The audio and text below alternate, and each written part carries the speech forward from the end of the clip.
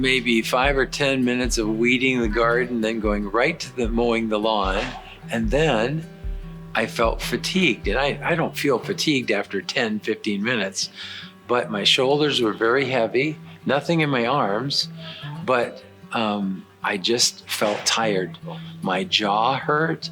That was weird. And then I just thought, I've got to go to the ER. I got there and they took me right up to the cath lab. They kept me at the hospital for a couple extra days. They did an angiogram and they gave the angiogram to Dr. Del Rio. And instead of putting in 2 stents, which I thought they were going to do that day, he said, let's have a talk. I think you might be a candidate for a bypass. Well, what Dr. Del Rio said was that, I am 65, I'm young. The bypass could take care of some things with my diabetes, and that I was a good candidate for having this bypass rather than the stents.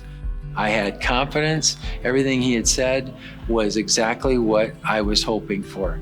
And he looked at me and said, okay, then we're on. And what was so good is that Dr. Del Rio, when he made that recommendation, he's a specialist I wanted, and he was right here. He had worked in the Des Moines Heart Center and all over the country, but now he was in Mason City, and he chose here at the Mason City Clinic. And so guess what? I chose that too.